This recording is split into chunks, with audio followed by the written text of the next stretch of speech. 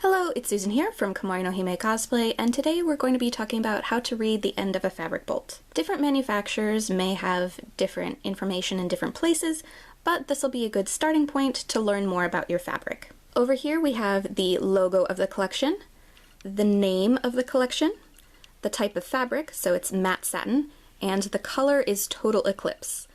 One thing to definitely pay attention to is the width of the fabric. In this case, it's 58 inches. Some stores like to have all of their fabric look uniform on the shelf, so they'll use the same size bolt for all of the fabrics and then fold the fabric accordingly. So even though it may be different widths, it'll look like it's the same width, so you definitely want to pay attention to this number. We also have the place where the fabric was made. Over here is the fiber content. In this case, it's 100% polyester, and underneath is the washing instructions. If you're not going to be taking home the cardboard with you, you can take a picture of the end of the bolt so you'll have the washing instructions on hand. Underneath the barcode is the SKU number, which is unique to this particular fabric and can be used to look up and find this material if you need more. We also have the number of yards that are on the bolt when it comes from the manufacturer.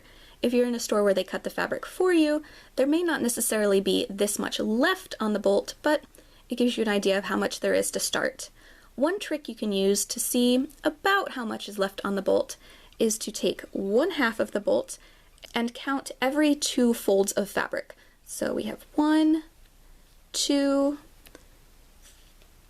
3, 4, 5, 6, 7.5. So you can guess that there's about 7.5 yards on this bolt.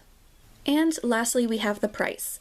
This is the price per yard and not the price for the entire bolt of fabric. Sometimes stores will have additional markings on the bolt to signify things like there being more fabric than the sticker suggests, or that the fabric is in pieces and not one continuous piece. I hope you found this video helpful. For more cosplay and sewing related videos, please subscribe, and thank you very much for watching!